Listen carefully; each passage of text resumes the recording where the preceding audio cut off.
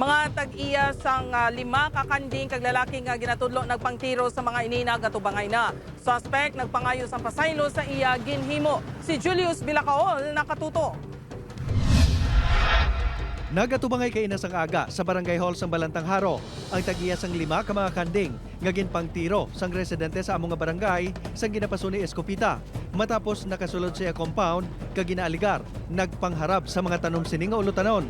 Dire personal nga nagpangayo sang pasaylo ang suspect nga si alias Juan sa tag-iya suno kay punong barangay Alan Hastia. Nagapangayo man ang respondent sa iya sang pasaylo kay ti daw nadala lang to bala sa imuso niya. Nagabot man suno kay punong barangay Hastia ang mga caretaker sa mga kanding. Apang wala na ang mga ini nag-entra sa diskusyon. Pagkatapos ang meeting, ang isyo, ang talakayon pa sa lupon.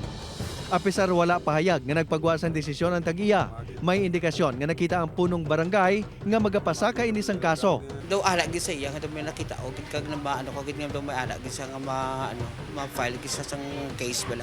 Wala pa nakaschedule ang barangay sang masunod nga pagatubangay sa magtimbang nga kampo.